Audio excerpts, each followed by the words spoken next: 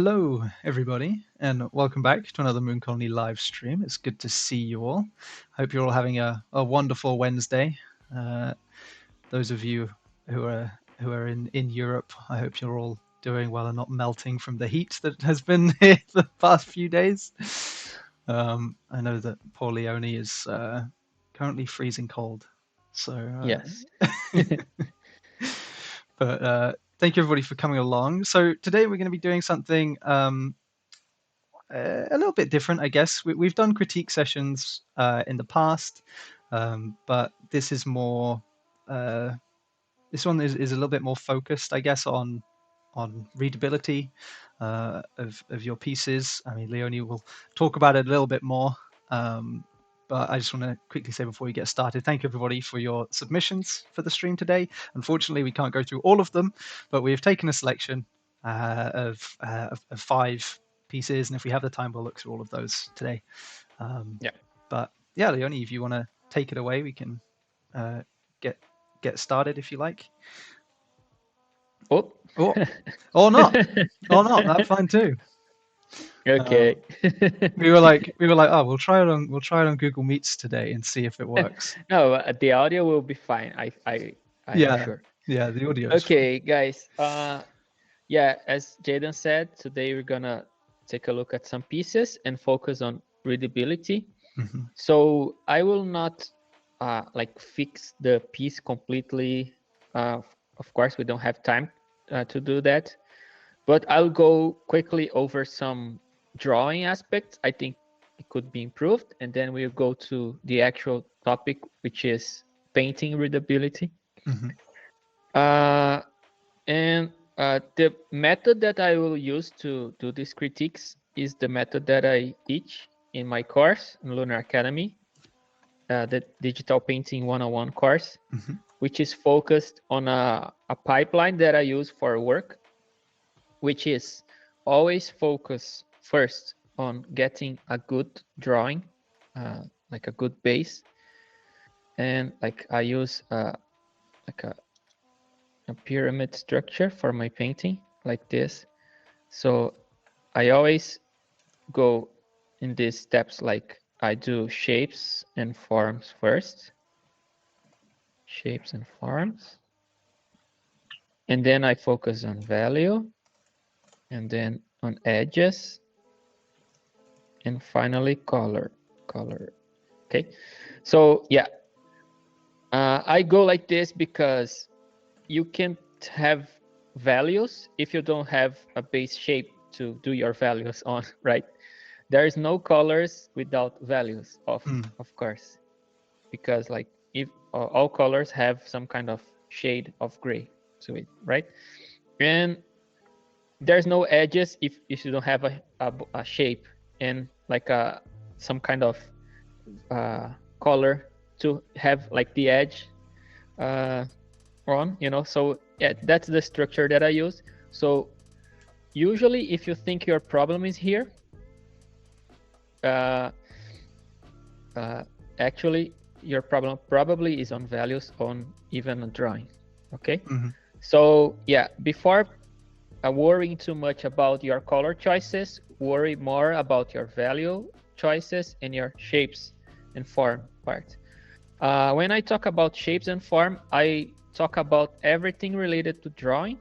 So here you have like silhouettes, you have gesture drawing, you have perspective, you have anatomy, everything related to drawing. So even the base of the pyramid is like, you can improve on that your whole life. There's always something for you to learn. So take your time to study fundamentals and make your fundamentals the best as you can. Mm-hmm. Okay, and then your painting will be better by osmosis, you know, Yeah. or something like that. Yeah. Okay, so yeah, first of all, let's look at this painting and see what we can fix. Sure. I'll talk briefly on some drawing aspects. One like small thing that we always say is that for you to avoid having tangents between your shapes. For example, you have a tangent here with this, right? So every time you want to show depth in your piece, it's better if you can cross one shape over the other. So if the tip of the hair, for example, goes over the mustache, is better. The same thing with this coin here. It's like barely touching the rest.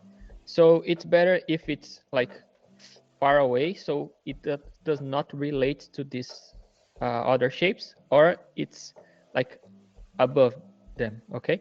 Hmm. So, for example, if I'm drawing three shapes like this, if I'm drawing like this, I don't know what is in front of what.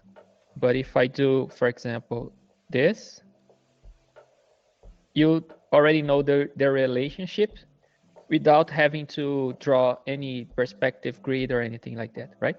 Hmm. So yeah, always take a look on that, on those topics.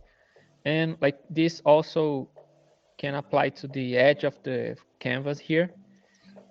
I think you can like make the sword go away from the corner like this, or move it like farther away from the corner, okay? So like this, these are small tips that work for anything you're drawing. So even this, for example, the mustache and the beard of the other dude is like touching. So we have like a bunch of these tangents all around. Okay. Let's see. In terms of the perspective, I think kind of works because I can feel like I'm looking at this character from below, which is good. Right? It feels like the guy is big, but the pose itself, the gesture is a little weird in a way. I know that your problem here is to fit the guy, like the character, inside the frame, because you have like a specific frame that you have to respect. But sometimes you don't need to be worried on going like away of the frame and like coming back, you know. So if you have, for example, to make this arm go outside the frame and back, you can do it, okay? Same thing with the sword and things like that. Okay, let's see if I have anything else to say about drawing. Yeah, actually, I do. If we take a look at the background, you have a stormy clouds here with trees, but here you have some kind of pirate flag Hmm. and like a very small flying bird here and a piece of rope in the very corner. So it's like kind of confusing on like where is this environment. So you have to be a little bit more specific on your environment. Of course, like in Hearthstone cards, environments are just a little complement to the actual character because you're gonna focus on the character. But if you want it to relate to some kind of pirate, so you could have the pirate flag go, I don't know, behind the guy like this, you know. So it's like a little bit more clear, and you can see the skull here, you know, something like that. Or maybe instead of having trees, you can have like a edge of a ship, you know, like they are on some kind of ship. So you can have like the planks of the ship right here. I don't know. And if you like the idea of having ropes, maybe the ropes are behind the sword somehow, you know. Hmm. Yeah, so as I said, I will not fix the drawing. I'm just gonna comment on drawing aspects of every piece that we're going to take a look, and we're actually focused on the readability part on the painting, okay? So I'll not fix the drawing. It's just so you can think about all of those in the next time, okay? Hmm. Okay, thinking about painting now.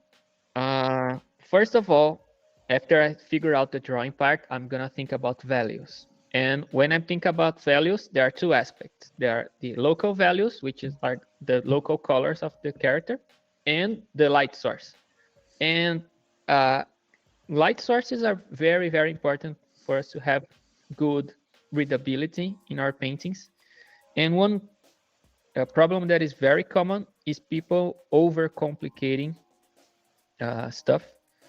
So, for example, here we have, I think, some kind of underlight coming from here, because you have like a lot of light in this guy's leg.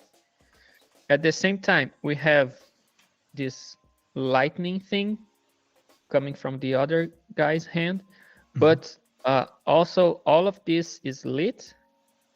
In a way, it kind of feels like you have some sort of light coming from the top. Okay, so yeah, it's kind of complex. So what I do usually is try to focus on having just one light source as your main light, and select which areas are in the light family and which areas are in the shadow family. So, for example, I can have the light coming from the top, like this, some kind of sun or something like that, right? And then I can have, for example, all of the bottom parts, for example, on the shadow area, and you can even cast a shadow on the character or something like this. I'll do this very, very roughly so you can understand what I'm talking about. So ignore every other light source and think about the most simplified way possible, which areas are on the light family and which areas are on the shadow family. Okay, so if you think like that, you can already see the problem. For example, in the top of his arm, I have this dark part here. I could totally remove this and put this in the light family. Of course, you can have like volume in the light part with a little bit of shadow, but you cannot go as deep in your shadows here, because it will confuse with the actual shadow part. Okay, so I'll try to do an over paint real quick just to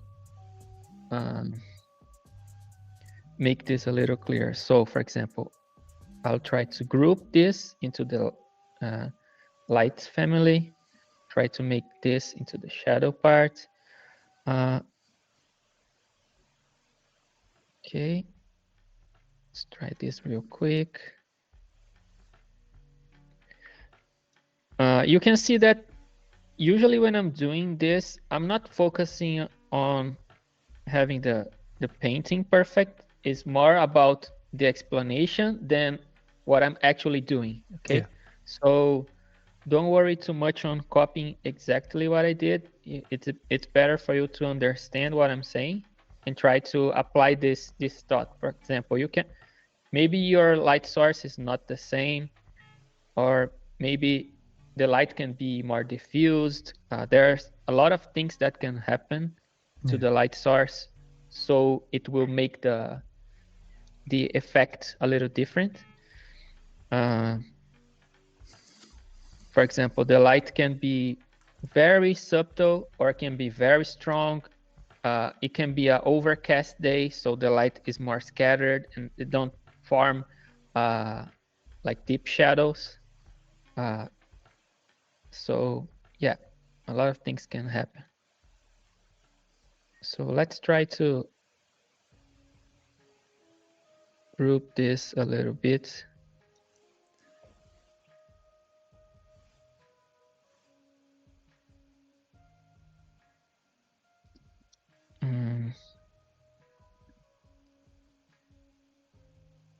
I mean, you can already see on that arm how much of a difference it makes. Yeah, and you can see how more simple it is, how simplified it is, so you can clearly see what is the light source, I can understand that the light is stronger in this part and it rolls away. Yeah. So I can show form doing that, right? So because the arm is something like a cylinder, Mm-hmm. you will always have a soft edge here. But if you have, for example, a strong light source like the sun, you can have like a sharp shadow here. When it's like this arm is casting a shadow on the body, you know. So yeah, I would say also try to avoid having too much of this bright yellow that you put everywhere. Mm. Use this only on specific spots when you have like the highlight, which in this case, for example, would be like on top of the arm like this. So it's like the highlights are reflections of the light source. So imagine if you have a mirror, the area in the mirror that you can see the sun or whatever light source it is, that's the highlight. Okay, so it's not something that you should just put everywhere, you know. Mm-hmm.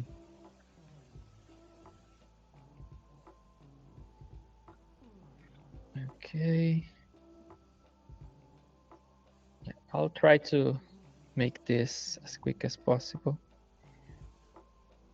As I said, it will not look pretty because we don't have time to make it look pretty, but it will make, I hope it will make sense, you know, with what I'm saying. So for example, okay, I want some kind of cast shadow on his neck maybe, and like put all of this into the light part, this.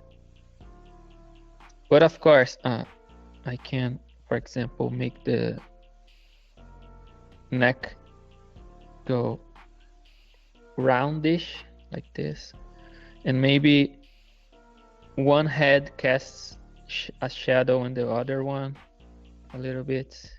Yeah.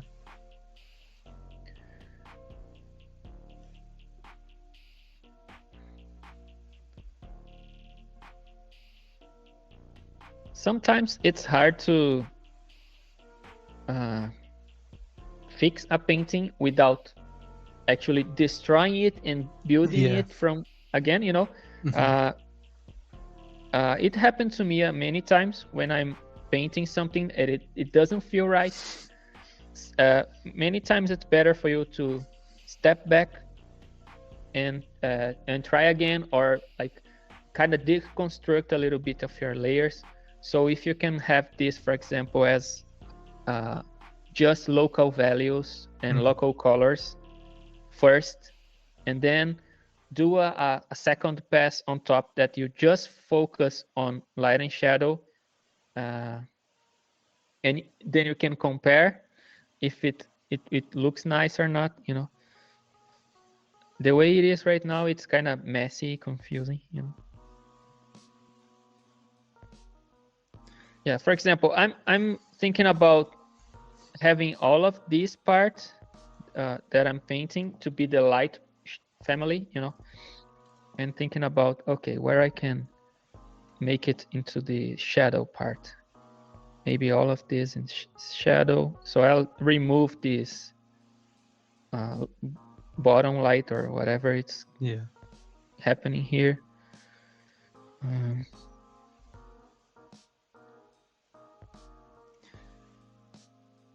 I think what you were saying earlier about, you know, sometimes you have to really deconstruct a piece before you can fix it again.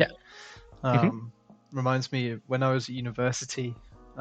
It's a bit different because obviously I was doing like games design, but my teacher would constantly be going on about this thing called the sunk cost fallacy, where it's like you spent so long on something that you don't want to scrap it and start again. You just want to keep like tinkering with it and trying to fix it, when in reality it would take you less time to just restart it. You know, like Exactly. sometimes you can't fix it. You just need to go, okay, well, I've learned not to do that, and then just start again. Exactly. And I would say that every time I did that, so I'm in a situation that my artwork is not working whatsoever. Yeah. Taking a step back and doing it again is always worth it, Hmm. because you will not do the same mistake twice Yeah. if you pay attention to what you did wrong, right? The next time you'll do better. So yeah, there's no point sometimes on insisting and trying to fix it, Mm. because one of the analogies I use on my painting course is, I think on painting like you're building a house or you're piling blocks or something, you know. Yeah.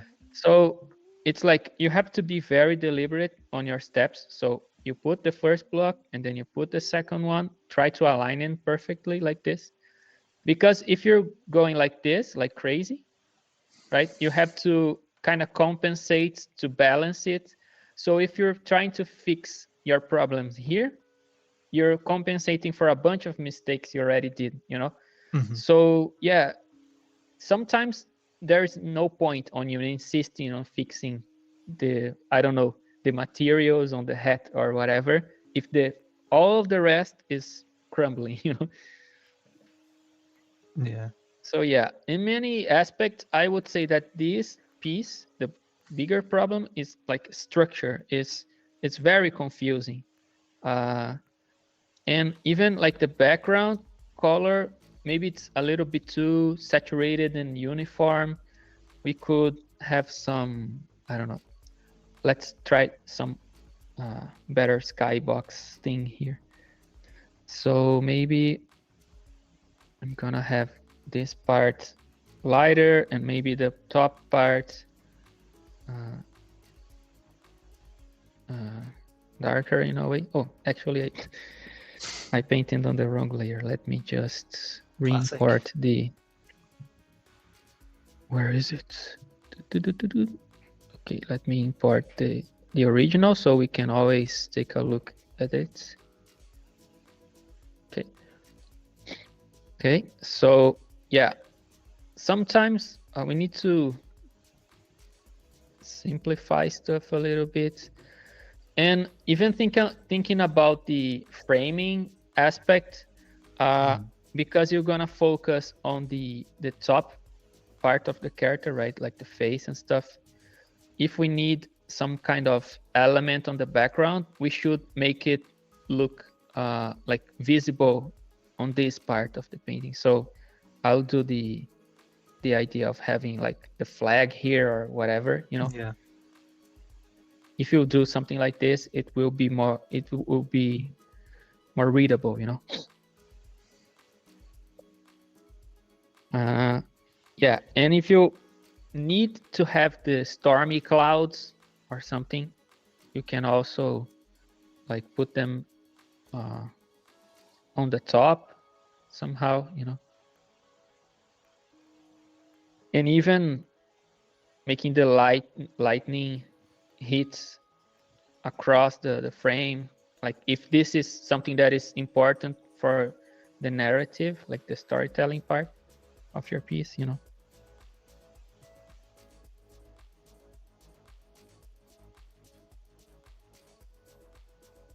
Okay. Let's see what else. Let me just try to fix this skull here. The thing about something like a golden object or any metallic object is that it get influenced by a lot of things in the environment, because even if the metal is glowy or something, or actually like reflective, it will reflect the sky, will reflect the clothing of the character, a lot of things, all light sources at the same time. So it can be like very confusing, because it can have a bunch of light and shadow into it. But especially for Hearthstone, this is not ideal. I think everything must feel tangible and like in a way like toy-like, like bulky and simple to understand. So I would simplify this in a way that I can see clearly that my main light source is coming from the top, like this. Okay. And even if I'm having secondary light sources, they should be lower, like lower value, like they should not compete with my main light source. Yeah, so it should be a lower intensity. Yeah, lower intensity. Yes, that's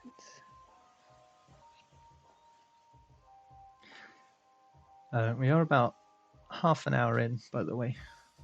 Yeah, I have to move forward. Okay.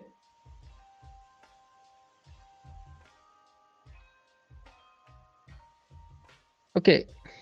I think it's clear enough what I'm trying to achieve here, right?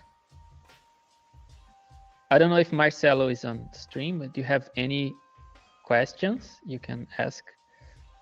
Okay. Yeah. The same thing for the other people.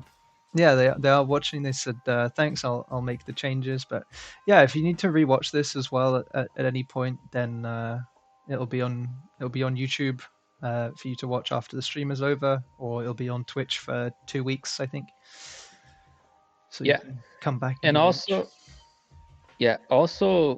try to control a little bit of the colors, not to be like a salad of colors, like a lot of different color saturations everywhere, so if you're choosing to have like more reds in your character because the guy is like orange or something, try to make this as your main saturated color, and like the bluish tones can be less saturated, so it's not like very on the nose, like everything is saturated. It doesn't look too good if everything is very, very bright and saturated. Okay. Yeah, I will do something like this. Okay, we can move forward. Yeah, we can move forward. I think there was one question, but what is the question? I think it's in Spanish, but but the second half might be them translating it into English. So wouldn't the tangency of the sword with the edge cause problems? I think you might have mentioned that earlier. Yeah. This is not no good. I said try to avoid having tangents. Yeah. So this is something that I pull it back from the edge. Either pull it back from the edge or like make it go out. Make it go out. Yeah. When you make things go out of frame, kind of makes your piece looks bigger and like more dynamic. If you have everything inside the frame, it looks like it's kind of crammed. So don't be afraid of moving things out of frame and back again. Oh, sorry, it was Portuguese. I apologize. Yeah, it's Portuguese. Yeah, sorry. Cool. So thank you so much, Marcelo. As I'm sure that was really helpful for you. If you'd like some more information on that, then you can consider getting Leoni's Lunar Academy course and learning more. Same goes for everybody today. But our next piece is from Alina MGH. If you are in the chat, then come along and say hi, ask any questions you might have. But if you're not here, then that's fine too. And the rest of the audience can ask questions instead. So thank you so much. So I really like this piece for the storytelling. It's kind of interesting. So it's like you have a fat cat mage guy, witch or whatever, cat making some kind of potion with this Frankenstein of a cat and a rat. The expressions are so good. Yeah, they are fun, but this is a very challenging piece to tackle because of the light source. So you want to make like a bottom lit piece, and this is challenging by itself, but there's also the problem of having like a very purplish color to your light. So it's not usual for us to have this in real life, so we don't know how to tackle this. So what I would do in this situation, if I had to do this piece myself, I will try to find as many references on how a purple light interacts with other materials like glass and fur and clothing and things like that, so I can get a good representation of this light. Because the way it is right now, it's like overwhelming. The purple is overwhelming everything. So it's like, if I take a look at this as a thumbnail, it's kind of complicated. I cannot distinguish the characters from background very well. So what I would do here first is try to separate characters from background. Again, I'll not focus too much on drawing. I think the drawing here is fine.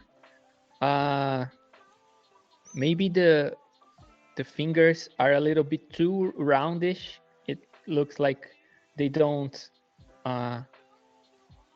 connect very well, especially the thumb. It's a little weird. I think you could improve a little bit of your drawing here. It's kind of like Garfield. Yeah. But I think it's fine. One thing that sometimes we do when we are doing especially digital drawing is that when we zoom in, we tend to do details with like a lot of care. For example, when you zoom out, maybe you can see that some of the parts look more polished or detailed than others, or maybe too small in terms of how complicated they are. One thing, for example, that probably I would change is making this octopus finger or tentacle yeah. with less of these circles, these I don't suckers. know how the suckers, Yeah. because like the cat and the rat, they feel a little bit more stylized, and this octopus tentacle looks too realistic, so I would try to figure this better. Okay. Yeah, so it's important that we know that they are in some kind of lab or like a witch house or whatever.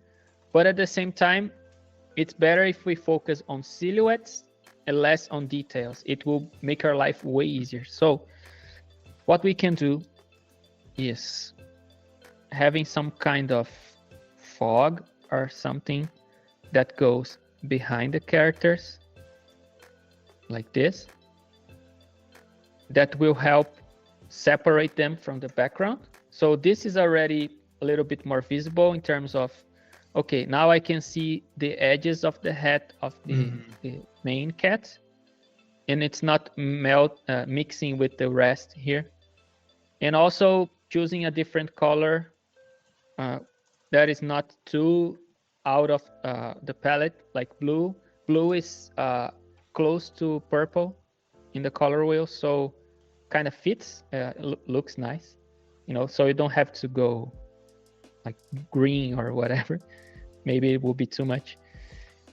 But yeah, maybe like if you make your values in the background a little bit more uniform, you can make your cats stand out a little bit more. Let me try something that I always do, but just to see how it looks. I will make this backlight very graphical, but then I will tone it down. Okay. For example, we love a good backlight. Yeah. I always try to do that, because I would say that maybe the main light source is the like some light coming from outside, coming through the window, and the potion doesn't need to be like so overpowering, you know. So I'll try this to see if it looks good or not. That's the good part of digital painting, right? We can just try stuff, see if we like it or not, and if we don't, we just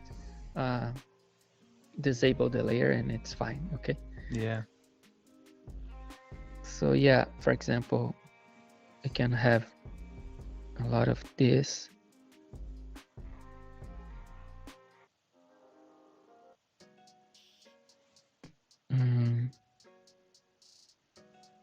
I don't know if I'm gonna have it here. Oh no. Not this song again. Go away. What happened? There's a really annoying song on the playlist that I put on for the stream. So every time it comes on, I skip it.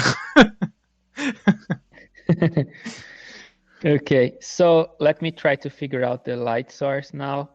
If I try to simplify some stuff, for example, maybe this top part can be more in shadow.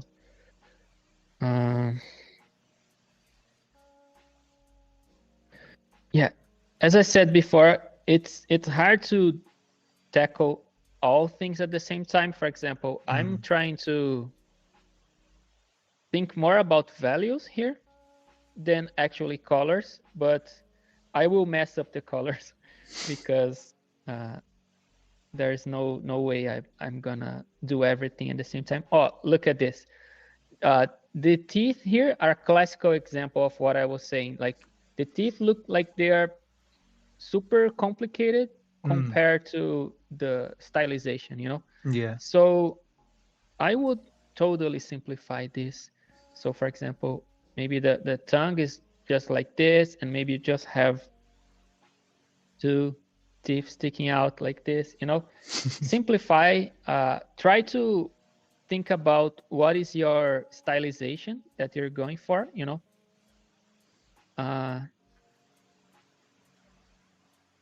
I think in general, we tend to think that if we do more, our paintings will be better, but sometimes less is more, you know? So, yeah. Alina says, I have a problem with detailing everything. It's an ongoing process. Yeah. So what you do is draw like this. You don't zoom in at all. Just draw like paint. You can draw like normal, but when you paint, don't zoom in until you're comfortable with the light and shadow situation. Okay. Yeah. Because if you zoom in too early, you're gonna start doing that. Oh yeah, I will totally do this this detailing, you know. So yeah, what I'm trying to do here is using softer brush to try to give this cat a little bit more of a rounder feel. So yeah, something like this. I need to remove my zoom button. Yeah, just take it right off the keyboard. It's fine. Yeah. This plant thing here could be probably darker.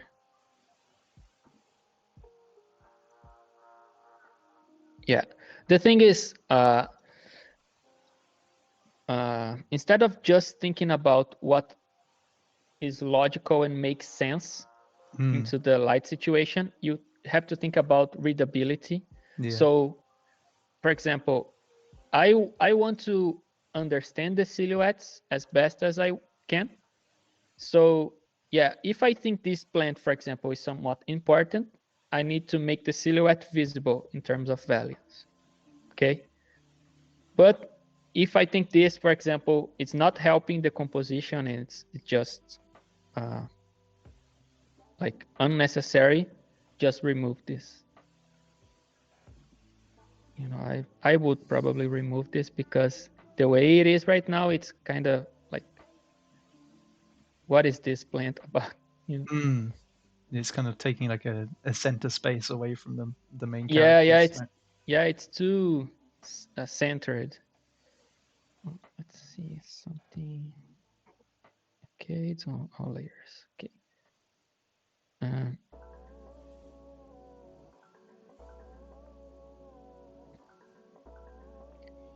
Yeah, but the tentacle, for example, it can totally be like a darker, darker thing. So I can separate it from the cat.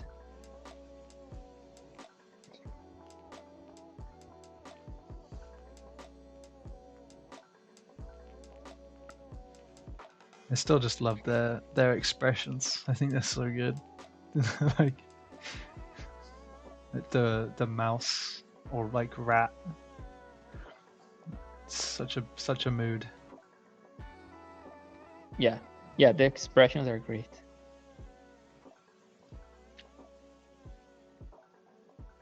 I'm trying to make this backlight a bluish hue. Actually, I committed to it because I painted in the same layer I was painting the rest. So yeah, you're committed to it right now. His name is So, Franken Cat. huh? Sorry, I was just reading the chat. John Silver says that they love the Frankenstein cat, and Alina goes, his name is Frankencat. Very cute. Who could have imagined that, right? I know.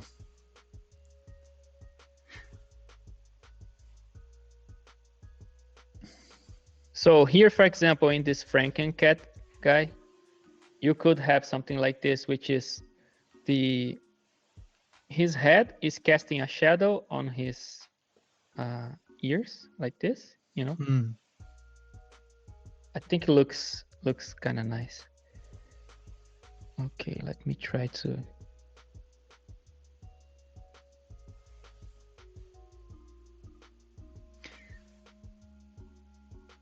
We do have a question, although I don't think it's going to have an easy answer necessarily. Okay. JB says, when starting out, is it best practice to work in grayscale, then color over the top, or go straight in with the color? I am the type of person that likes to work with color. Yeah.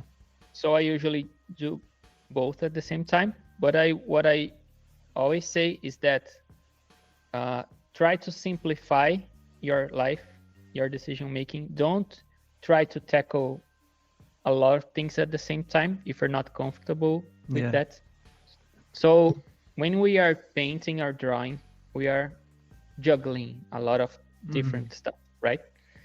So if you're not experienced, if you try to juggle more than 3 balls, you're gonna make them fall, right?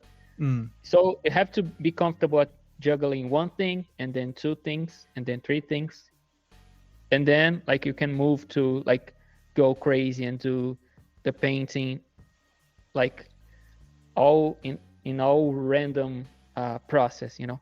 So for me, I have like a bunch of years of experience, but I'm still in the basic phase of okay, I need to tackle one problem at a time. Yeah. So every time I'm feeling confused or have some kind of problem in my process, I just simplify everything and go, okay, fix the drawing, have a good shape language and gesture, and then I'm gonna focus on fixing my perspective. Then I'm gonna do just flats, everything. So it can be base values or base colors, doesn't matter, just flats. And then I'm gonna do another layer on top with light and shadow, that the image should be readable only with light and shadow without the local value even. So I can like remove the local value and see if my my painting is readable. Yeah. Okay. Oops. Oh, I'll You've disappeared again. oh no. No. I'll be back in just a second. Yeah. Like always. You should be. Or not. Yeah. If Give not, it a then couple more seconds. If not, not, I will restart the thingy. yeah. We'll be right back, everybody, and we'll get 3, this 2, sorted. 1. 3, 2, 1. Go. Yeah, we'll be right back. I'm back or not?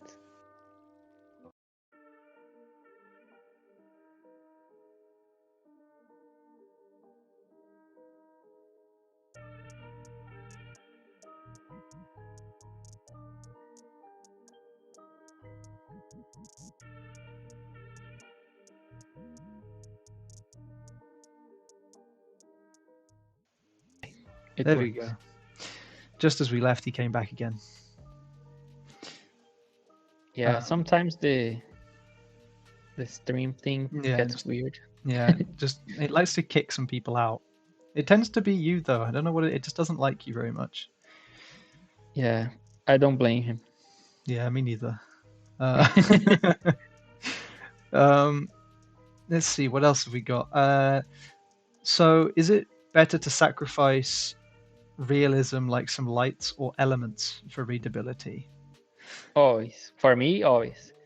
It's like the only thing that really matters if the illustration is interesting and appealing.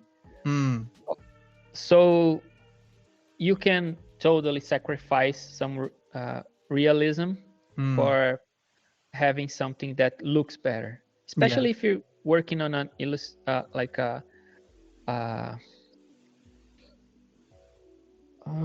stylized illustration thing, you know? Yeah. Like I do. For example, when we work for Harpstone, we don't care about realism. So if we need to have some kind of light source on a specific point, we can do it. Of course, you have to be careful not to make something that looks completely off, that everybody can take a look and see, okay, this is not how light and shadow works, you know? So you have to be careful.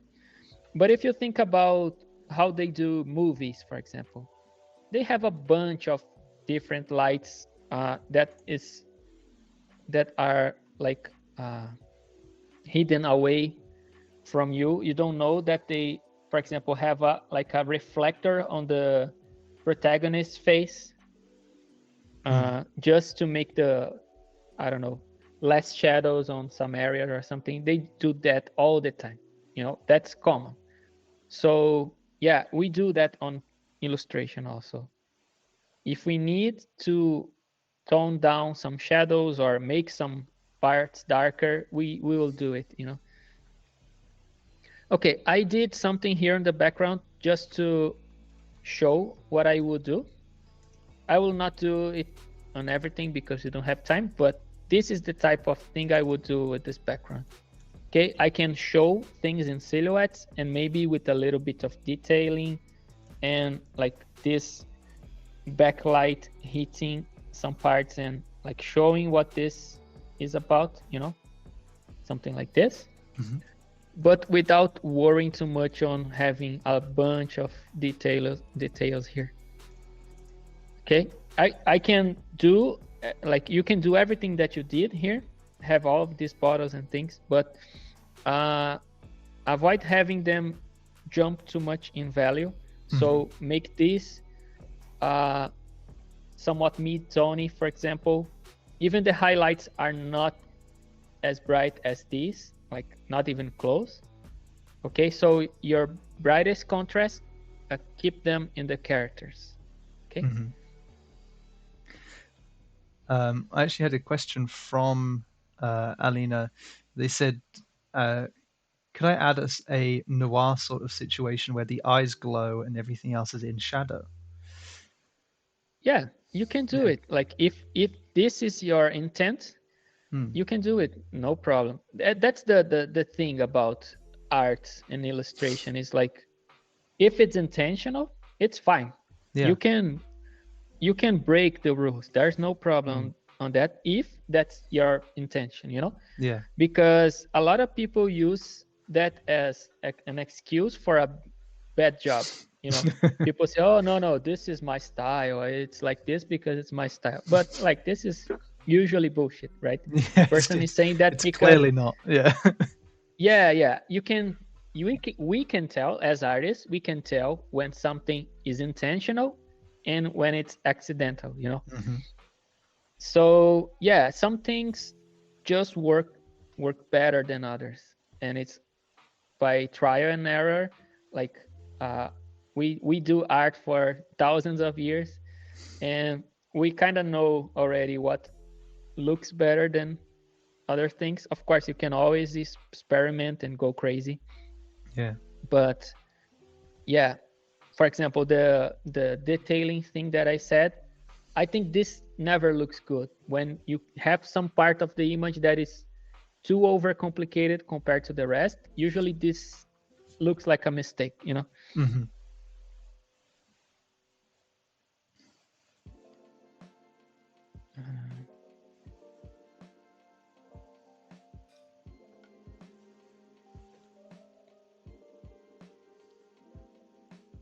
Okay.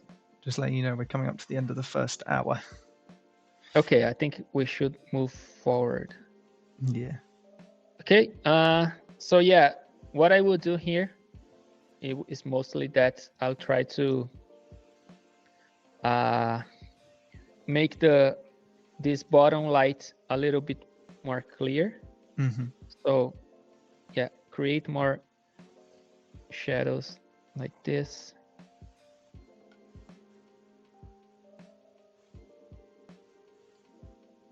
I think this looks nicer.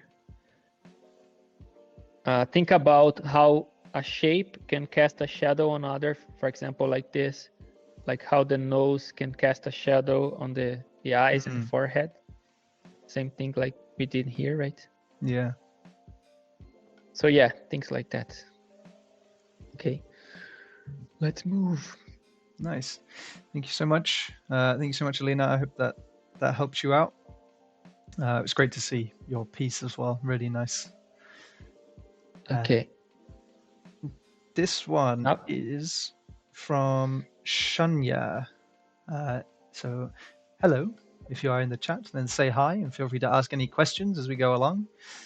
But take it away, Leoni. Yeah, this one is very cool. I like the storytelling a lot. Yeah.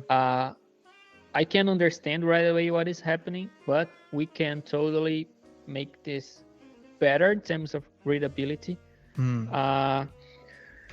First of all, let's just comment very briefly on drawing stuff. What annoys me on this one is the use of straight lines everywhere. So for example, the arm is just a straight line like this. This other part and the forearm is also like very straight. Yeah. The back is very straight. So yeah, just try to improve a little bit of the anatomy of having like a little bit more of a curve. Like the shoulder can be more like this, and you have the back of the arm, you know? Yeah. Like a little bit more of a gentle curve. On the back also, you can have a little bit of a gentle curve. Okay. Yeah. Another thing that bothers me is that feels like this bandage thing, it's coming from behind the guy like this. But at the same time, you have this other part that looks like it's the same part, but it's kind of like this. It's kind of weird in a way. So if this is coming from behind him, I would make sure that this is not like this. So for example, it can be like you did in other parts. Also, one thing that I always like to do when I have elements in my drawing that can reinforce perspective, I will totally do it. For example, the body is going in that direction, right? Like this. So I will totally have this bandage things going around him in a way that makes it feels like it has more volume. Yeah. Okay. Yeah, so use the elements in your drawing in your favor to make things more volumetric. Okay, same thing here, right? Try to make this to more like a circle thing to wrap around the character. Okay, so yeah, let's try to focus on the readability part.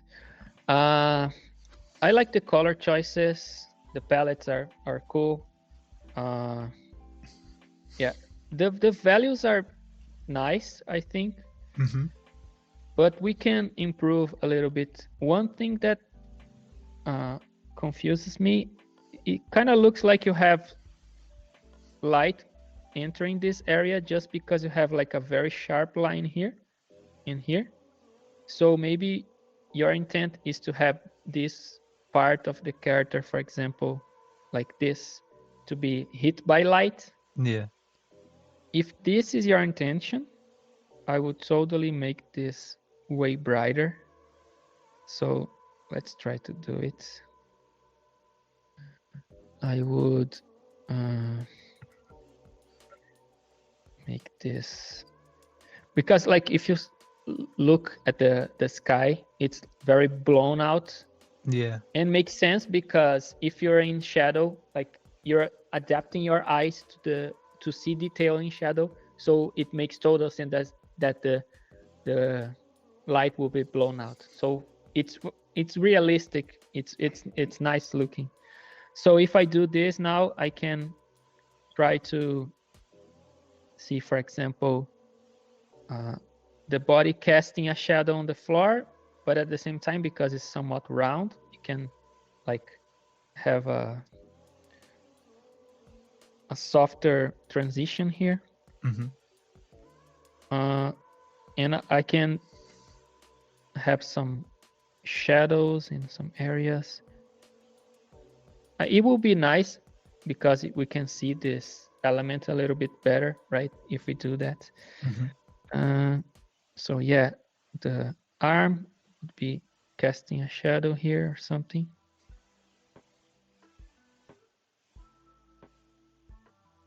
If you're in chat, tell me if this is your intention or not, having this light here.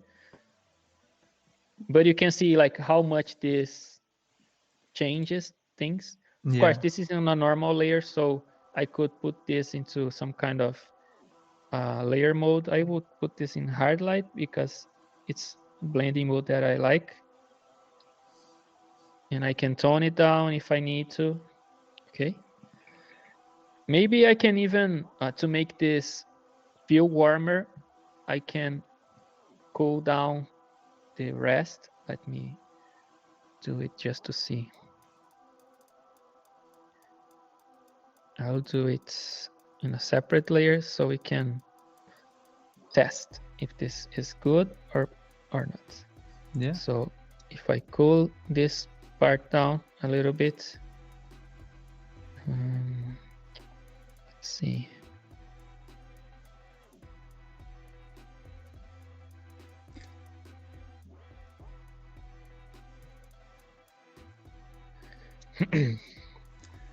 Yeah, the difference in that lighting, right, in the sunlight coming in is really nice. Yeah, and I like some things that they did here, like the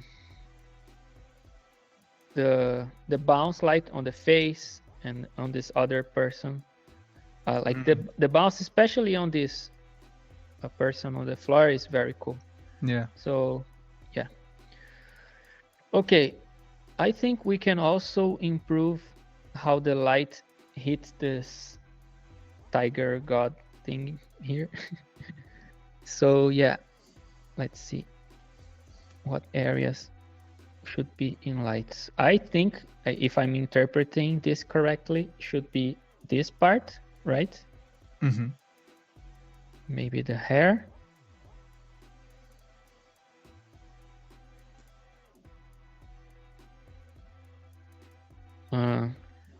Maybe we could think about if she's casting shadow into this person. For example, we could have like a shadow that have some kind of shape. So maybe, I don't know.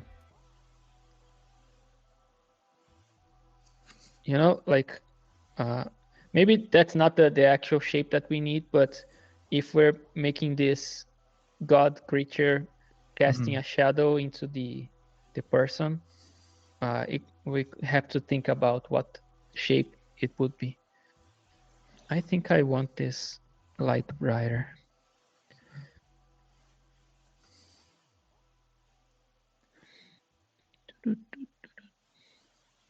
I don't know my Egyptian gods very well, but Yeah, if you guys in chat know what god this is, or maybe it's like just a made up one. There's not. I don't think so. I've seen a design like it before. I think it begins with like I think it's S something sec like sec something.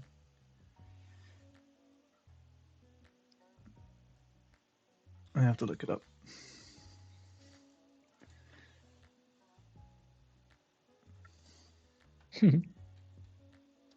I think it's probably Sekhmet or something. Okay. But I think yeah, it's a goddess of healing amongst other things. Okay. Let me try something. Maybe we can even blow out this area a little bit more. Oh yeah, people in chat have come into the same conclusion. Sekhmet.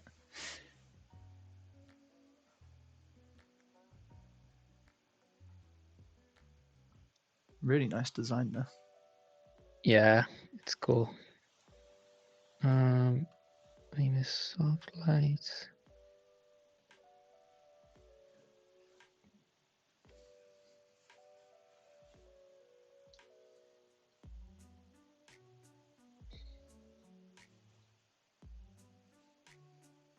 Yeah. Maybe we can even like tone down the darkness value of the people outside, you know? Yeah.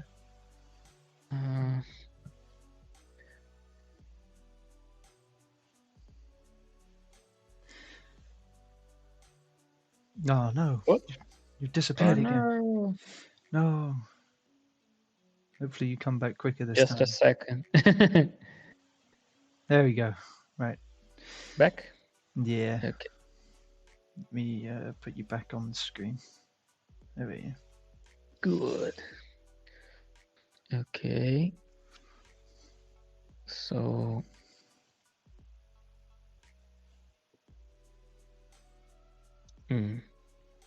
yeah, I don't know, something like this looks nice. A little bit more a little clearer, I think, in terms of grouping of values, you know, like grouping the shadows, Yeah, and grouping the lights a little bit more. So it's like it was not bad, but some things were a little confusing, I would say. So when I'm thinking about grouping lights and shadows as like different families, what I do is, if I figure out that, for example, this part is shadow, I want to avoid having the brightest parts in shadow to be as bright as the light. Okay. So yeah, avoid having, for example, this part too bright, because it looks off. But if I tone it down a little bit and put this into the shadow family, it looks better. Okay. So yeah, let me do my simple airbrush thing to make this feel more like it's rounder. So yeah, you can have like the bounce coming from below, but maybe you have the, like, just because it's the opposite, like the colder light on top.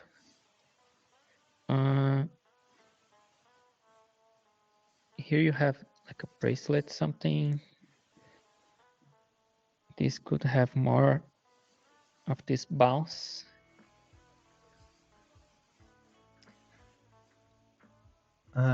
Hey Carly, this is late to the party. Got caught up. How many images have you guys looked at so far? Hoping I didn't miss too many. We're currently on the third. We're on our third one.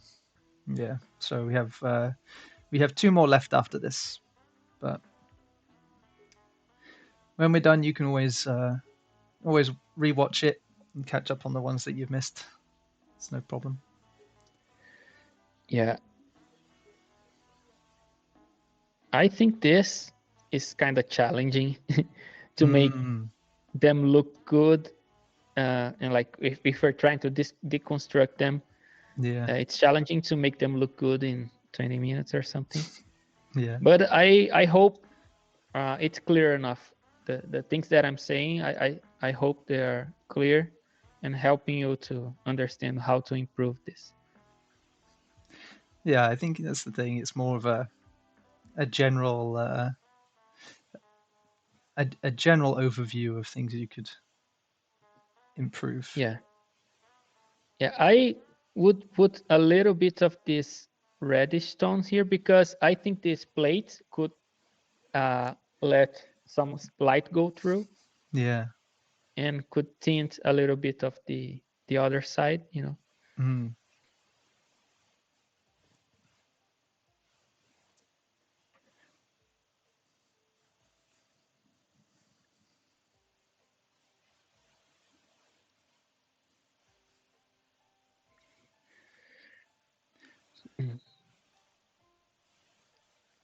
I think that staff is really interesting as well, because that looks. I don't know if that's having light go through it. This you mean? Yeah. Oh yeah, of course. Like if I would continue this piece, I have to fix it. It will be in shadow. Yeah.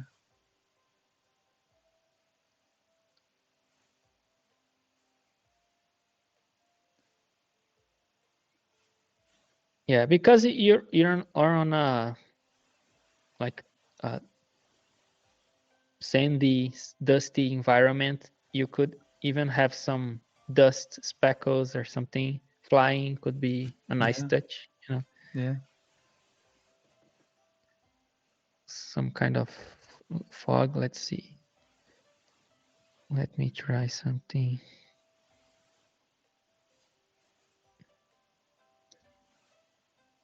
What?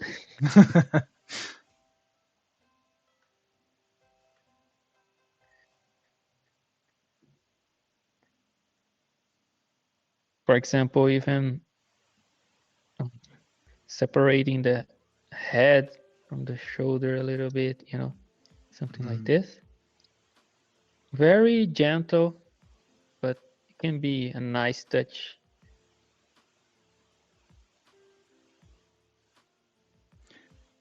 Yeah, I mean, some of this comes down to taste as well, right? Like, yeah. But for me, it's like I'm trying to focus on the readability and silhouettes of my shapes. Yeah. So if I think, for example, that would be a nice touch to have this arm to be a little better silhouetted, I would do something like this. Or maybe like I think the head could be like a little better like this if I think the silhouette is getting lost or something. Yeah. You know? So it's like small touches like this, you know. So yeah, I would say that for this one, something like this is already good enough for me. Yeah. No, thank you so much. I'll have to pass that on to. I'll pass the VOD on to Shunya when we're done, so that they can watch. I don't think they're in the chat, so I'm sure they will appreciate it. But if anyone has any questions at all, then feel free to ask them, and I can pass them on. Yeah, actually, we did not spend too much on this one. So if someone has any comments on this, we can totally take our time. Yeah. If not, then we'll just move on. Yeah. But yeah, I think this is good enough. What I like about this now is that I have this overall light shape like this. It's pleasant to my eyes, I would say. Yeah. Creates movement because you have like these diagonals that like it's entering the room like this, you know. Yeah. I like this dynamic. Yeah, it's not something you see very often. Okay, so let's move forward. Yeah. Okay, this is a fun one because there's also some kind of story here. Yeah. So this one is sorry, I'll just say who it's by first. This one's by Ethan Pye, who is in the Discord. So thank you so much, Ethan. If you're here, say hi. If not, then don't.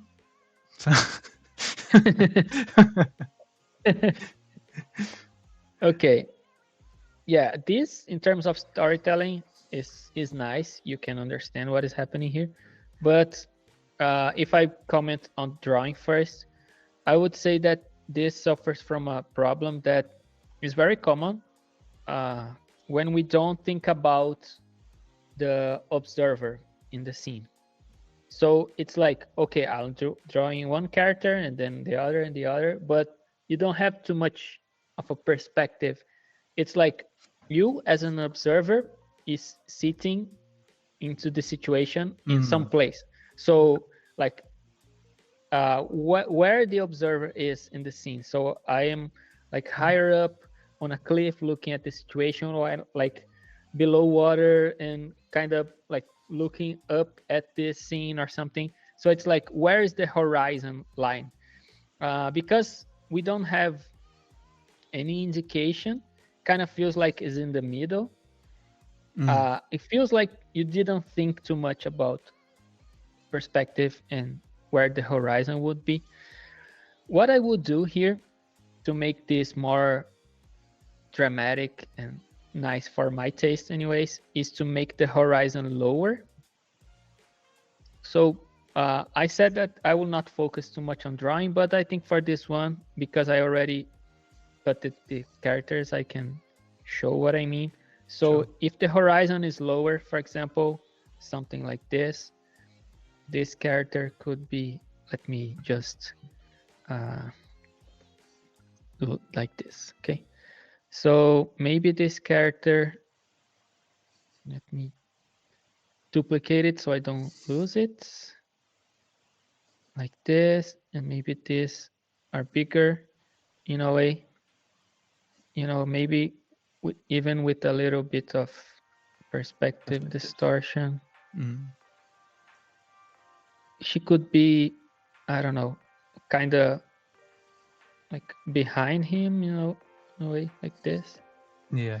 And the perspective could be, let's see, something like this.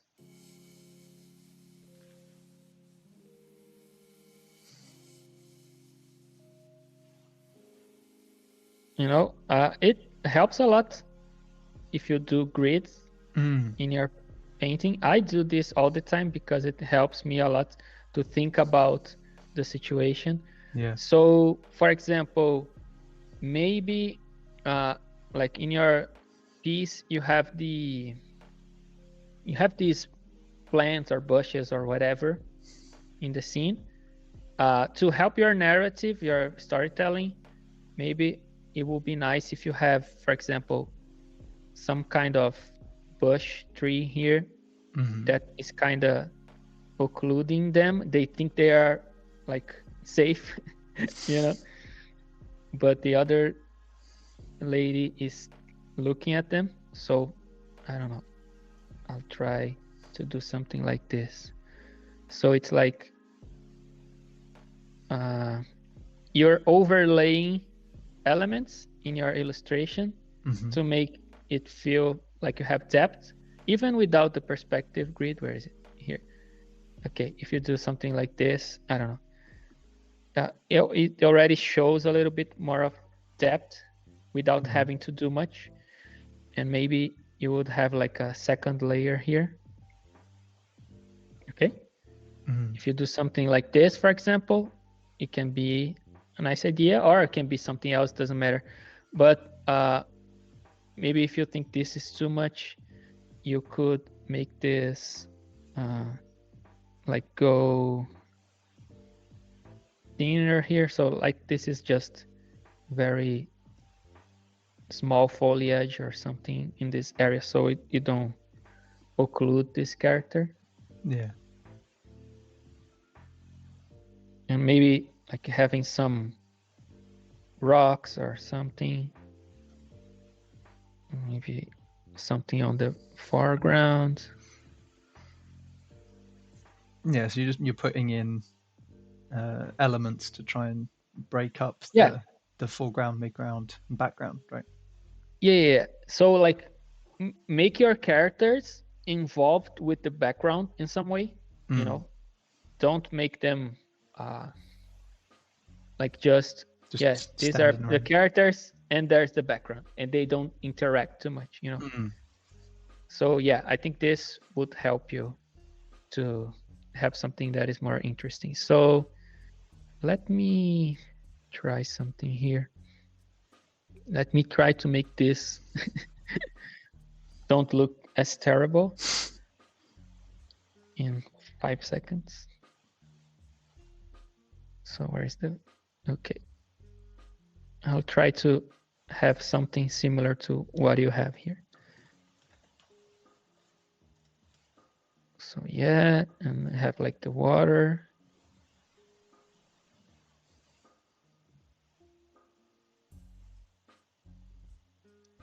This is some kind of green thing. Okay, so, and now I could have, for example, these characters on the front to be in shadow like they are with this backlight that you have.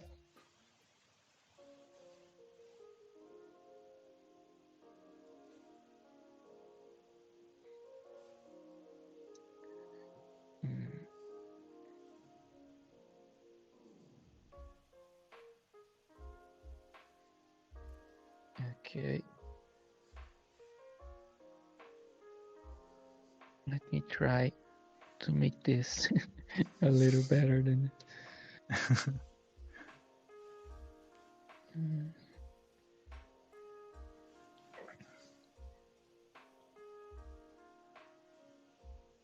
and maybe this character is in light or is like brighter in value. The other two are hiding away. Yeah, or something like that. Of course, maybe this is not your intent, but I think in terms of storytelling, kind of reinforces the idea. I don't know if this is actually what you thought about it, but it's like these two, they don't feel like bothered by the other person that is looking at them. So maybe something like this would make sense. I don't know. So yeah, now let me think about light and shadow here.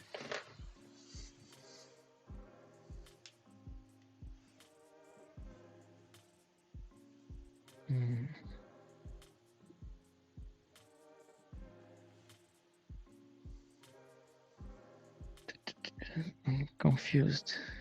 Okay, where's my layers? Okay.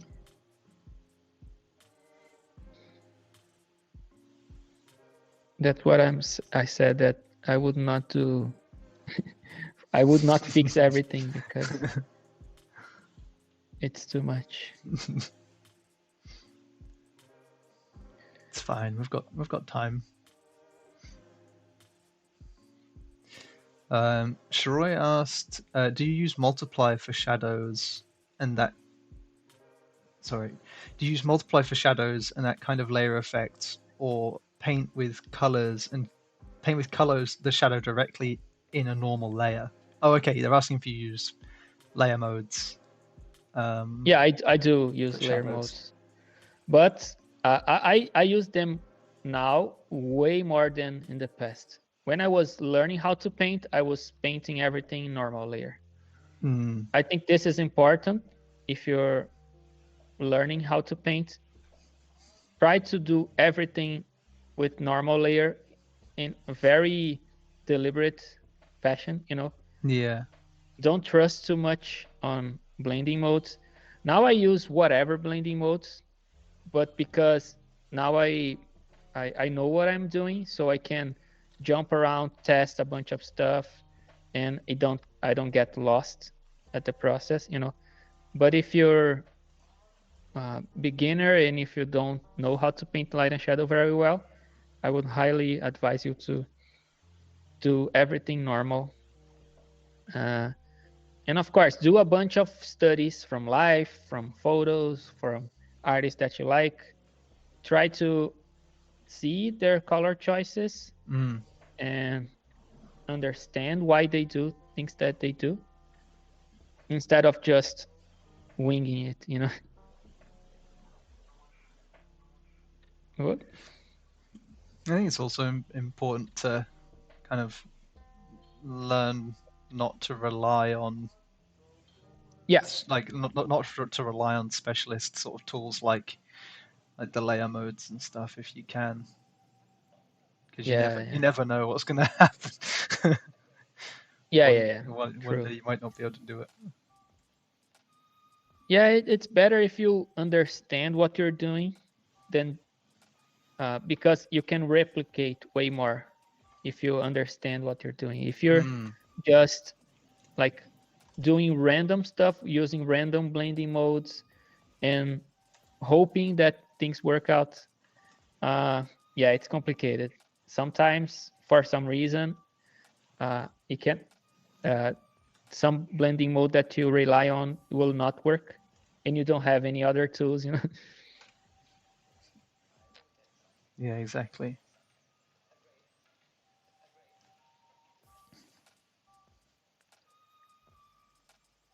I don't know. This background is annoying me a lot. Let me try something. What is here? Whoa.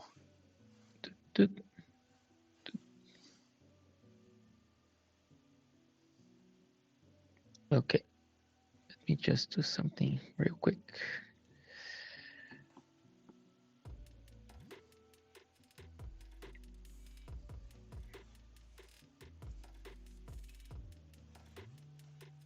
I'm interested to see where this is going.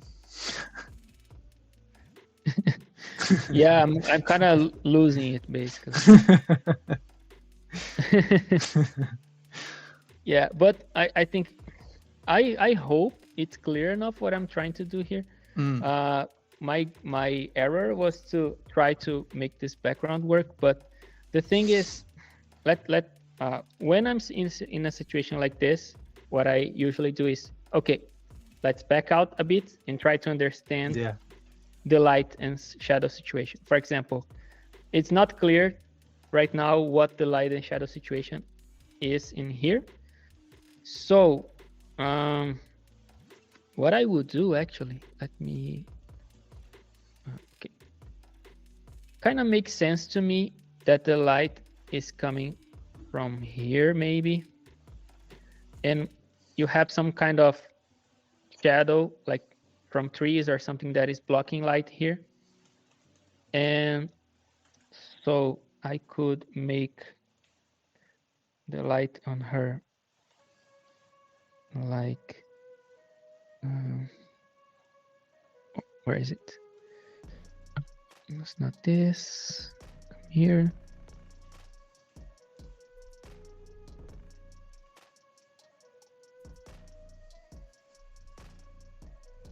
So when I'm doing this, I'm not too worried about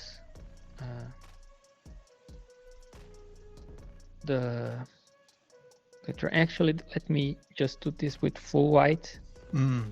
Actually, I do this sometimes. Of course, when I do this in my own drawings, I have the line art, so I don't lose everything. But because we don't have it here, I'm just gonna do it real quick. Let me just try this. I'm gonna make this layer, make this, so I just have a little sense of what I'm doing. Okay. So yeah. Yeah, my idea would be to have her to be somewhat in shadow like this with some kind of backlight. Yeah, you know, I think this could be nice. Yeah. And you have like the, let me put this here. Yeah, lower in intensity.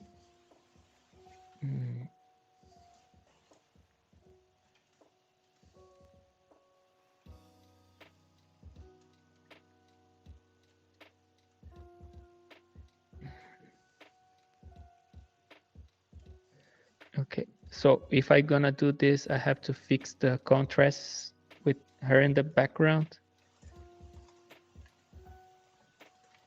So the background should be darker here.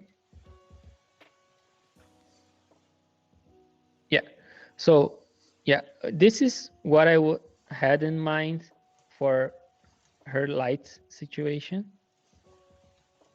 It's a little confusing, but it will have to work.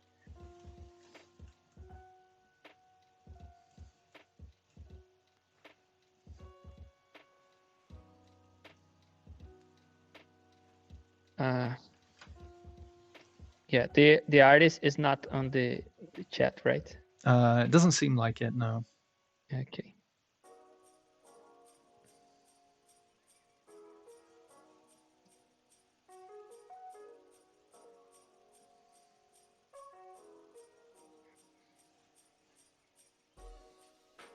Maybe you will have some kind of test shadow. So I think this is a good opportunity for me to show what I would do in a situation like this. Okay, we have like 10 minutes to figure this out. Just ignore color altogether and just think about value. That's it. Yeah. So yeah, that's what I would do in a situation like this. So I need to show this silhouette. I also need to show the silhouette of this thing that I wanted to have here for some reason. At the same time, I have like the water would have like the ripples and stuff, having some kind of light to them. Okay, I could have this hand to be in shadow. Yeah, so I have a silhouette here. Okay.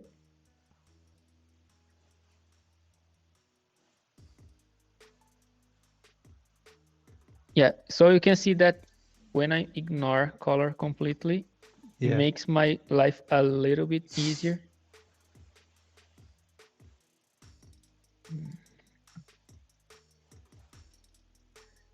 Yeah, because you can play around with the colors afterwards, but if you've got the values there, then Yeah, true. you've got your base Exactly.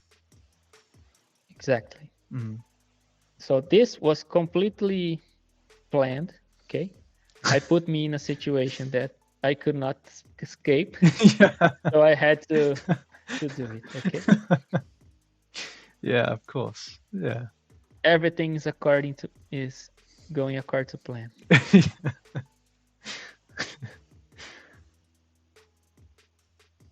Okay, so yeah, when you're doing like a values comp, like I'm trying to do right now, Mm. yeah, simplify your stuff a lot, like I'm doing. So it's like, okay, what is the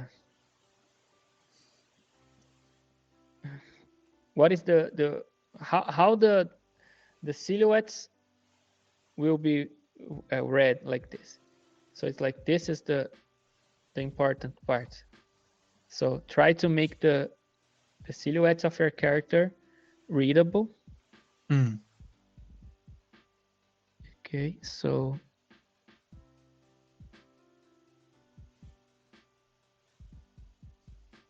yeah, this was a mistake, Jaden.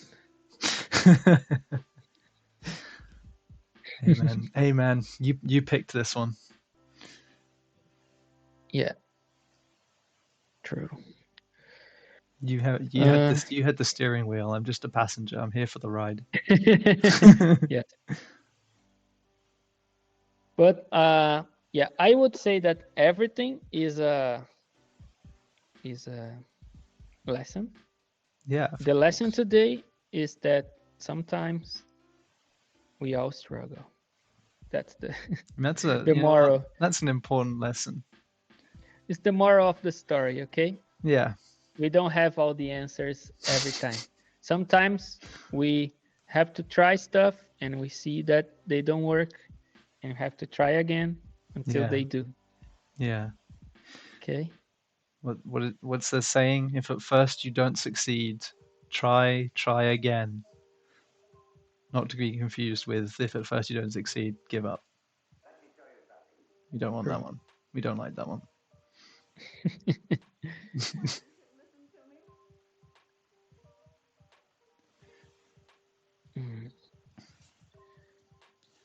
I think I hope anyways that what I'm doing here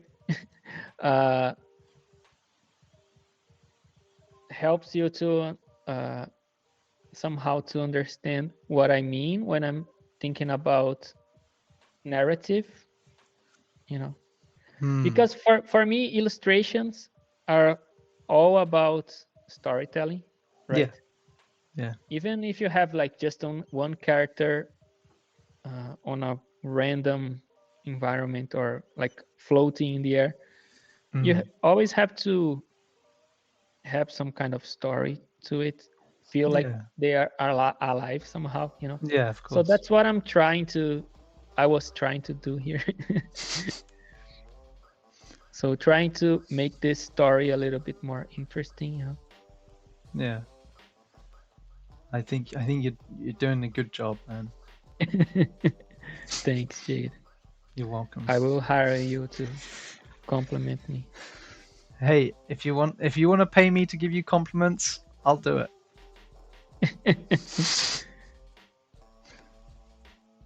Okay. So yeah, I was just trying to make this situation a little bit more interesting in terms of storytelling. Yeah.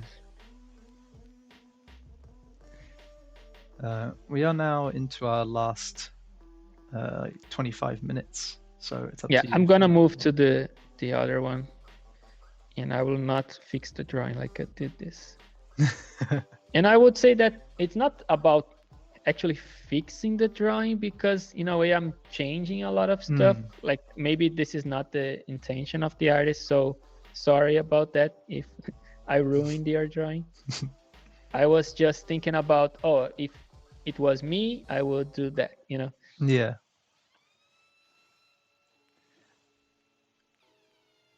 I'm sure there's, even if, it's not the direction that they wanted to take with this piece, it's something that people can learn from as well. And, Yeah.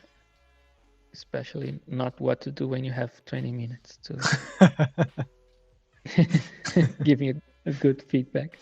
Actually, I remember when I was doing mentorships before, like with teams of 6 people and 3 hours straight on a mentorship, and I had like half an hour each to do feedback.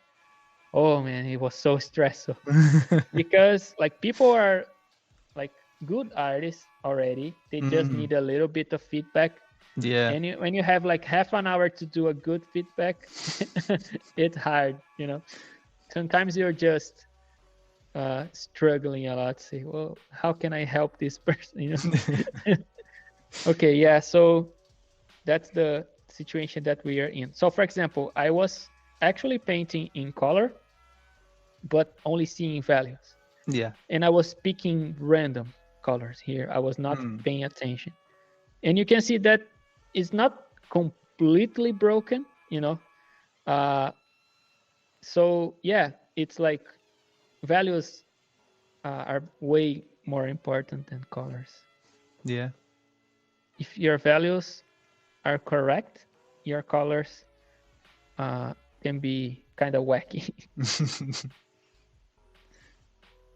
Yeah, I mean, you're someone who likes to use kind of wacky colors when you're doing like portraits and stuff, right? Yeah, it's fun. Okay, yeah. So I don't hate this completely, but yeah, I think my main points on the composition and story, I think, came across at the end. I would bring back some of the foreground elements that I took off. Yeah. Okay, just to have like more of a, like you are in the bushes looking at them. You know? Yeah, it's like a voyeuristic kind of perspective, right? Yeah, it's a inception of voyeurism, right? Yeah, yeah, like you're watching someone watch someone without anyone noticing. Yeah. So always think about the observer in the scene. What is the observer doing? Yeah. So who is the main character and who am I following in this story? Okay. Amazing. Thank you very much. And thank you again, Ethan, for submitting that as well. I'll send you the VOD when we are done. But thank you. This last piece that we've got is from Jawa. I know that they were in the chat earlier on today. So whether they're still here or not, I'm not sure. But if you are, then say hi and ask any questions as we go along. But yeah, go ahead. Okay, so yeah, this is very nice. I like the composition. It's very appealing. I like the glow coming out of the fog here. Is fun. Is interesting. Yeah, I think this one suffer a little bit of that problem. I was saying that probably you zoomed in a lot to do the details, and some areas look a little bit too noisy. I think in terms of drawing, the silhouette could be better. For example, I think the ears are not symmetrical. Let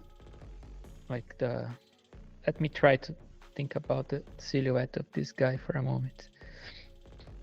When you say symmetrical, do you mean in terms of size? Yeah. It's the the right ear on the left side of the screen looks chunkier, look bigger, you know. Yeah. It's nice if they're like not exactly the same in terms of shape. For example, if you're drawing a character and you do like this, like two sides are identical, it's flat and uninteresting. So it's nice that one of the ears is flapping higher than the other, you know. So this is cool. I can even reinforce this, maybe making this a little bit higher. But in terms of size, it feels like this one is bigger than the other.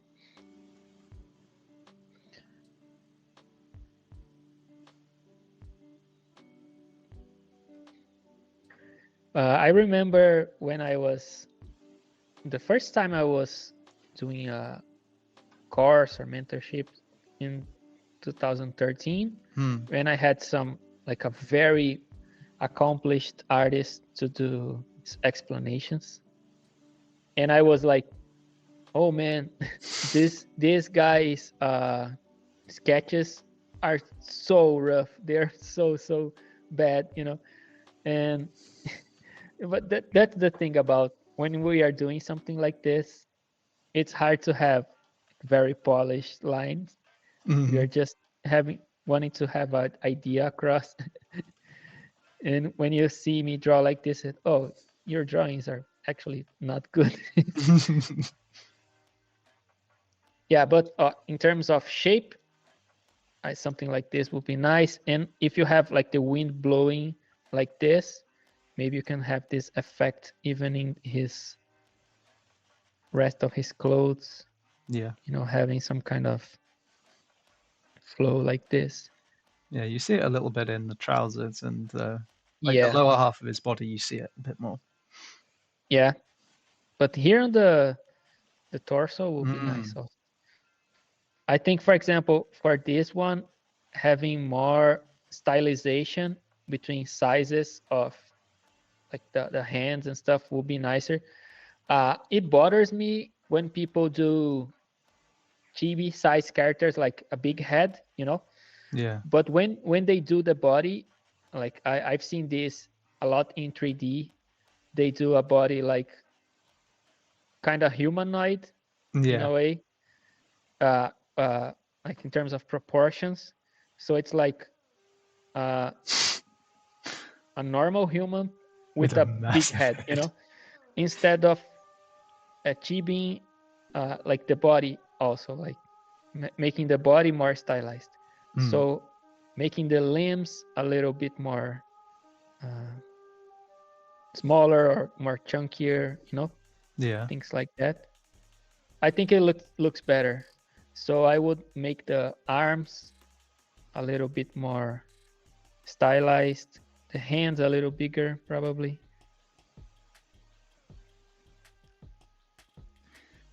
Of course, there's a lot about like style that it depends on what do you think is appealing, you know.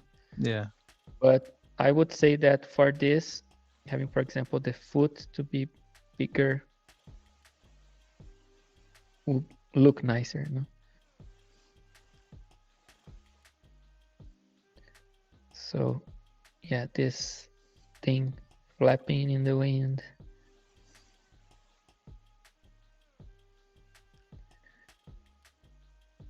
And actually, I'm creating a problem with the tail here. So I'm doing the tail, like maybe this is just smaller like this.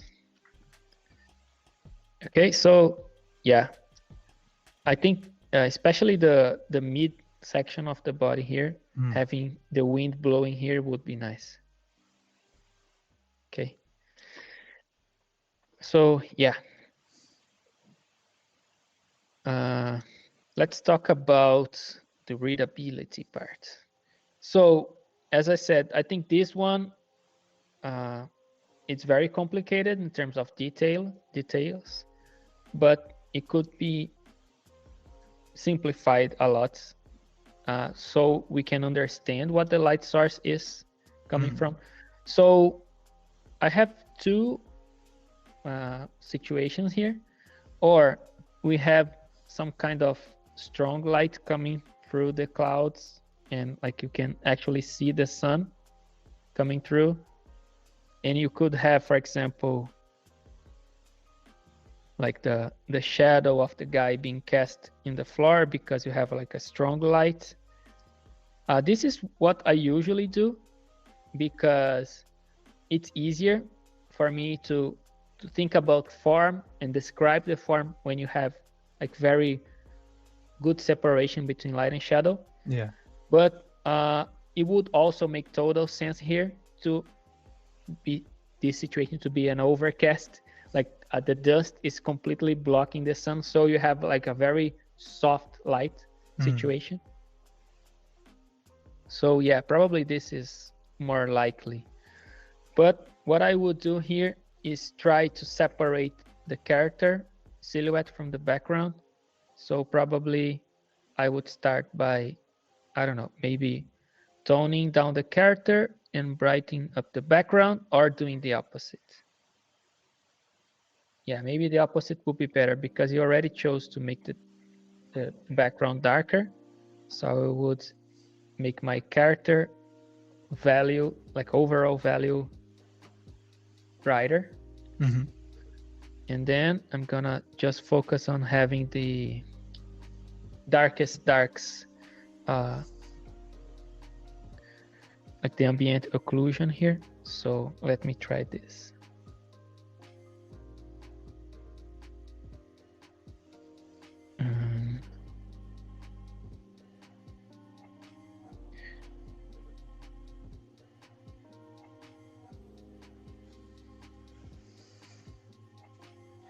I love that. I love the little character though. I think he's really cool.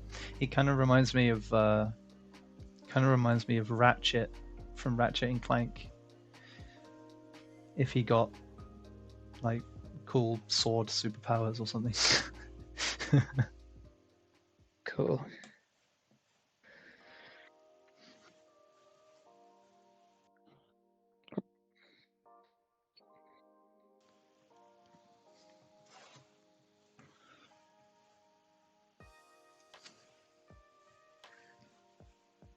So yeah, I'm trying to simplify this a lot, just to show what I mean. So let me try something.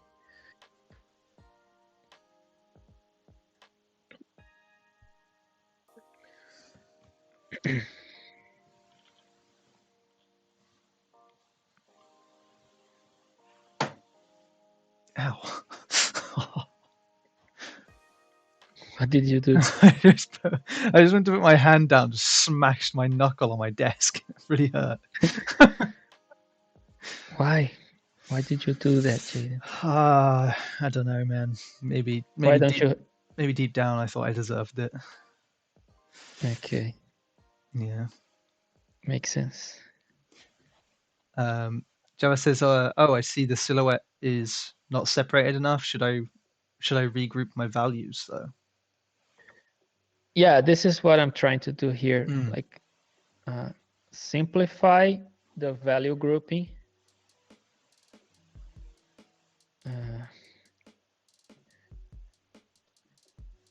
In a way, yeah. So let me just,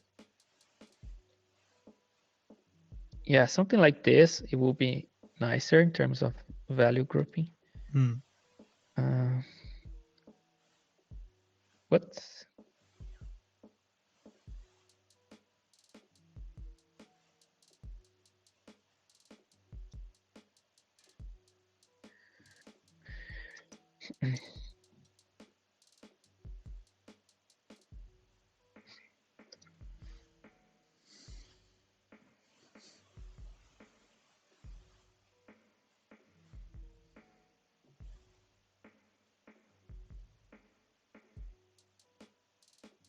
I need nice. to what?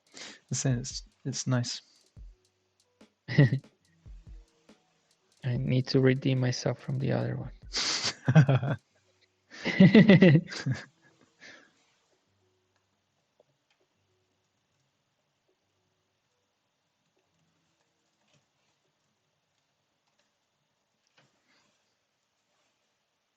At least you're not trying to redraw the whole thing this time. Yeah, we have to learn from our mistakes, right? Yeah.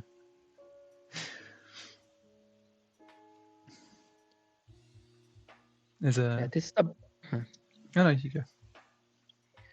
I would say that this is a big problem that I have when I do feedback, is that I try to do too much. So it's like, yeah, don't have time to do all of it, you know. Yeah. There's a book that I had to read in high school called Of Mice and Men, and in it, well, it not in it, but the book is kind of named off of a poem by this Scottish poet called Robert Burns.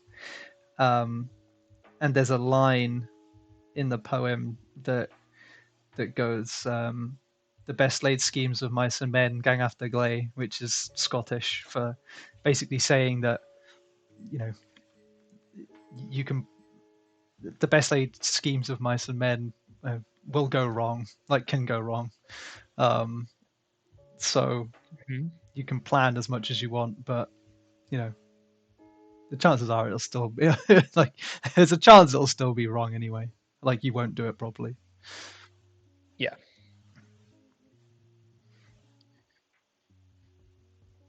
Yeah. In terms of value, something like this, for example, works way better. You know, look at the readability. How well I can see the guy, the fox character against the background like this, you know. So I started with a very light layer like this, just to make his whole silhouette pop out of the background that is kind of dark.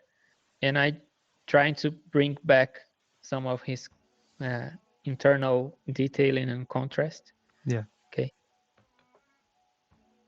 So yeah, for example, I see that you have a bunch of details in the fur and things like that. You can have them, but avoid jumping out too much in terms of values. So for example, the top of the ear is very bright, and then you have like very dark spots here. The same thing on his fur, on his head. Like you have like very, very dark areas in your shadows and like very, very bright areas in your light. And it's too contrasty, you know. So what I'm trying to do here is like in my light area, I don't want to have as much jumping around in contrast and light and shadow. So it's like, okay, I can have something like this.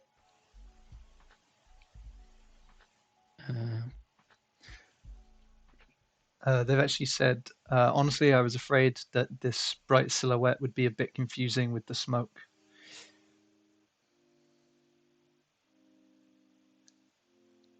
What would be confusing with the smoke?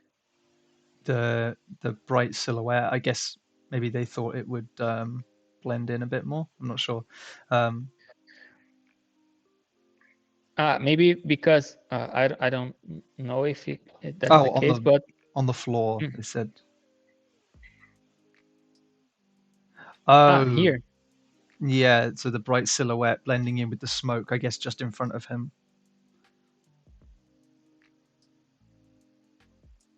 Blending with this smoke like this. I guess so. Yeah. They're a bit worried about that. Yeah, it's like you can have the foot being occluded by the smoke coming in the front like this. I don't see an issue per se.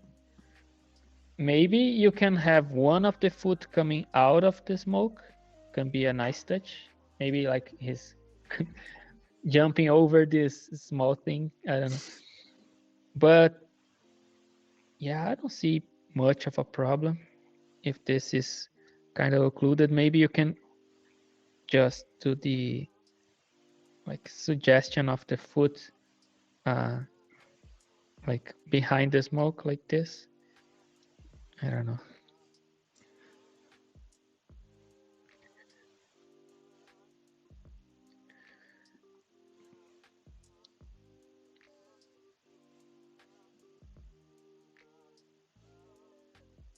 So what am I doing? Okay. Yes, well, we've only got a few minutes left, but you got a bit of time. Yeah. I think this one don't need like very drastic change. It looks like a lot, Yeah. but I think you can mostly keep your rendering. It's just trying to balance the values a little bit better. Mm-hmm. So what I do sometimes is, for example, I have my rendering like this, and I do one pass like this, and then I can just try to overlay what I had with what I did, and try to match it a little bit, just to bring back a little bit of the detail that I lost, you know. But like in general, what I think is the biggest problem for most people is that they focus too much on small details and not on the overall thing. So even for this smoke part, maybe we could have more like chunky clouds, you know. Mm-hmm. Maybe they're too little.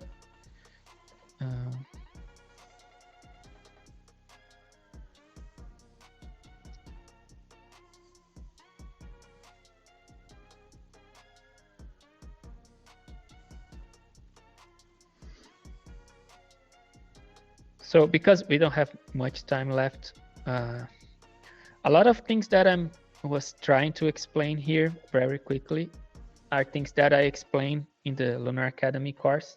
Yeah. So if you've seen my other streams and if you like the way I approach painting, this is what I explained on the Lunar Academy course. So it's like way more visual and well explained than something that I can do in 20 minutes. Yeah. So if that's something that interests you, you can take a look. Yeah, check it out. I've just put a link in the chat, so Leoni covers a lot of things in that digital painting 101, so well worth a look. Yeah, and also I would also plug Arthur's courses because I say a lot about like perspective and fundamental things on design, and like knowing how to place the right amount of detail in every part. So yeah, take a look at Arthur's courses also. They are very interesting because they are very like digestible, bite-sized content that it's very good to tackle these like basic fundamental problems you can have in a painting, you know.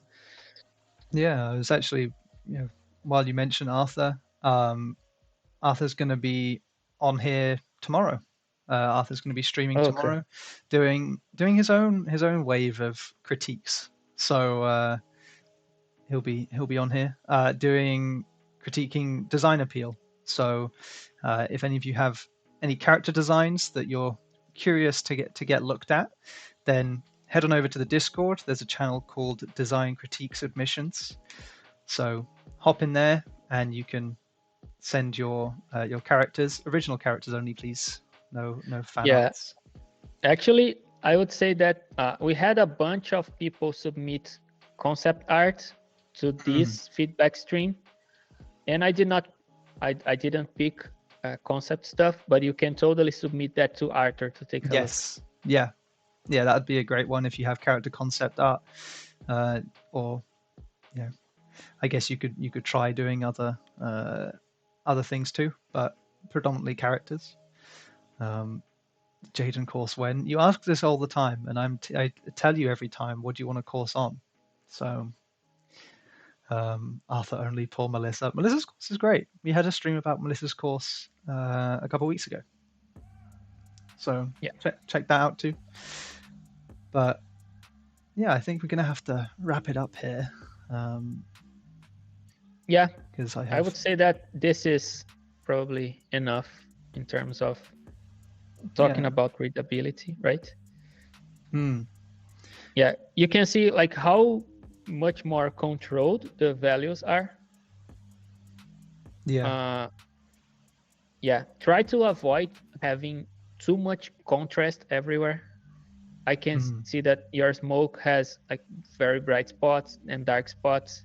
I try to control this a little bit better and make some kind of small fall off for the shadow. Same deal here on the front and in the character. Yeah, try to make the silhouette more visible. Okay. Yeah. Cool. Noise. Thank you so much, Leoni. That was great. I'm sorry if you guys can hear some noises outside. I think there's some kids playing out there. But yeah, thank you so much for coming along today, Leoni. Thank you everybody as well who posted submissions on the Discord. If you'd like to have your work critiqued in the future, then does Leoni mean lion in Brazilian? Who knows? No, it's Italian. If you'd like your work critiqued in the future, then keep an eye on the Discord, because I do put a notification out a couple of days before every session. So you'll be in for a chance for that. But I hope everybody who got critiqued today found it helpful. And even those of you who didn't get critiqued today, I hope you learned a thing or two. But until then, until tomorrow, I'll see you all later. So bye-bye, everybody. Bye-bye. Bye.